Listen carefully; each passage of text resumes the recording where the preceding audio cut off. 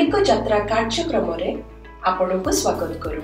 आसंतु आमे पालक प्रेमाशीष सतमान को द्वारा लिखित आजिर डिवोशन विषय रे चर्चा करिबा।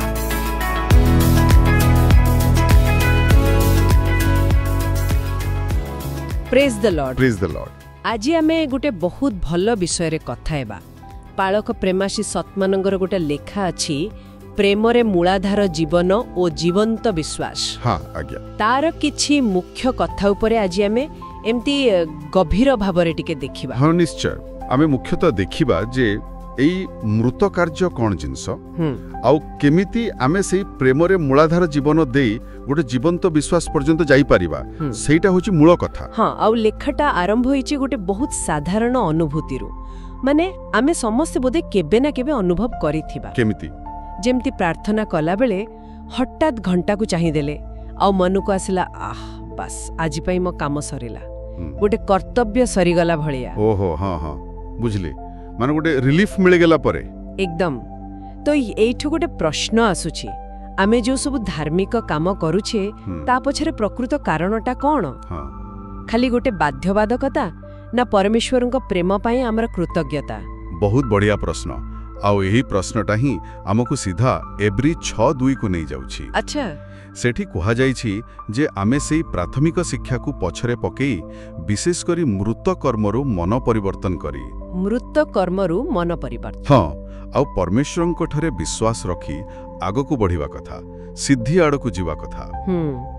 ए मृत कार्य शब्दटा टिके माने कठोर लागुछि। लेखक एहार अर्थ कोन कहउचंती?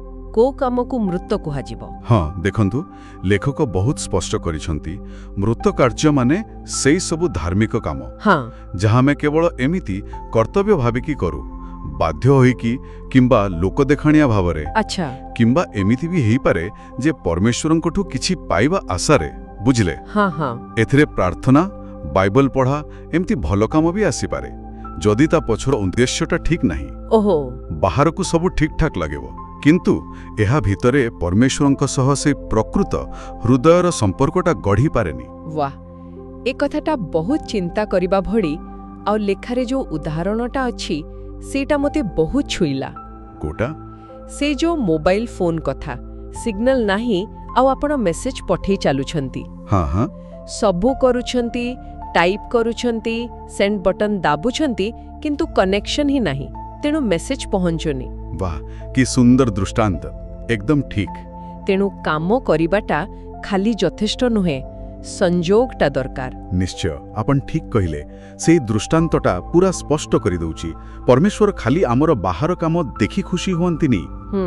से आम सहित गोटे माने कर्तव्यर संपर्क चाहंतिनी, से चाहंती प्रेमर संपर्क, गोटे वास्तव जीवंत संपर्क। अच्छा आउ एई मृत कार्य जेते भलो देखा गले भी सेही प्रकृत संपर्करू आमको दूरेई रखे, आम आत्मिक विकास रे बाधा दिए। ताहेले एहा एक बंधन, स्पष्ट कथा। तेबे ए बंधनर मुकुलिबा केमती? हाँ ए जो कर्तव्यर चक्र अछि सेथरु बाहरी परमेश्वरंक सह सेई जीवंत प्रेम भरा संपर्क केमती गढ़िबा? एहार उत्तर लेखकंक अनुसारे परमेश्वरंकर प्रकृत प्रेम को माने तांकर से निस्वार्थपर प्रेम को गभीर भाबरे बुझिबा और ग्रहण करिबारी अछि। आमको आमर देखिबार दृष्टि बदलाइबाकू पड़िबो। लेखक कहउचंती क्रूस को देख। क्रूस को? हाँ, जीसु आम पई कोन कले सेटा मने पकाओ। सेई असीम प्रेम को अनुभव कर जो प्रेम पई परमेश्वर निज पुओ को पठेइथिले। हाँ आज्ञा। जेतेबेले आमे सतरे बुझिबा जे आमको केते भलो पाइबा मिलिछि सेतेबेले आमर काम और बाध्यतामूलक रहिबनी। अच्छा ताहा सेई प्रेमर गोटे स्वतस्फूर्त माने नेचुरल प्रतिक्रिया ही जिबा। वाह, माने आमे जहा भी करूछु, प्रार्थना, बाइबल पढ़ा, किछि सेवा काम, सेगुडा का आउ गोटे बोझ बा टिक लिस्टर काम भली लागिबनी। ना ना, बरं एहा परमेश्वरंक संगे समय बितेबा, तांकु जानिबा, तांको प्रेम पाइबार गोटे आनंदर सुजोग भली लागिबो। एकदम एहा करिबाकू पढ़िबरु करिबाकू चाहुछि कु बदली जिवो। सठिक, आपण पूरा ठीक धरिछंती। एइता ही हेउछि प्रेमरे मूलाधार जीवनर असल कथा।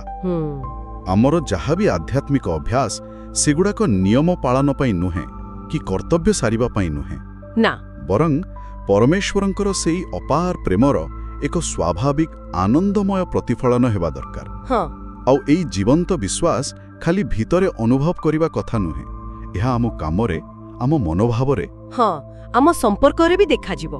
हाँ परमेश्वरंक सह आम संपर्करे देखा जीवो। गोटे बाध्यतामूलक संपर्क बदलरे गोटे इच्छाकृत खुशीर सहभागिता।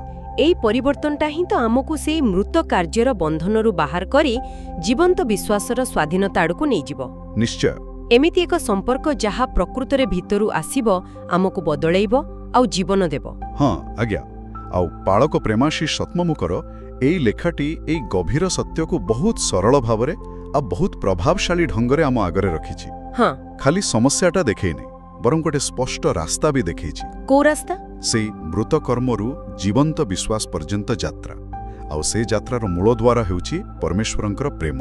बेश ताहेले शेषरे आम श्रोतामानंक पई गोटे चिंता करिबा भली कथा रहिला। हाँ कहंतु।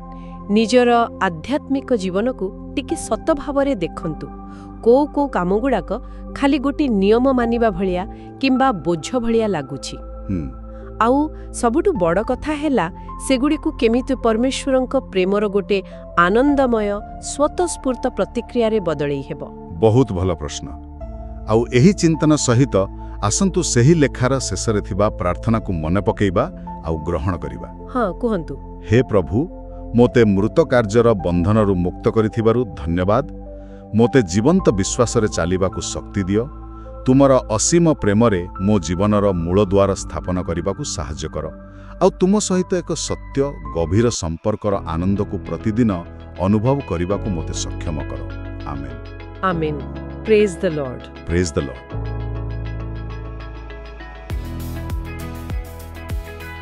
आज आत्मिक यात्रा कार्यक्रम रे जोग देवा पई धन्यवाद। जेउठी आमे प्रतिदिन परमेश्वर को वाक्य आलोचना करूछु।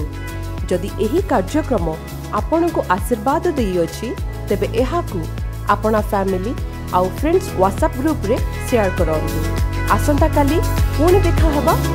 धन्यवाद।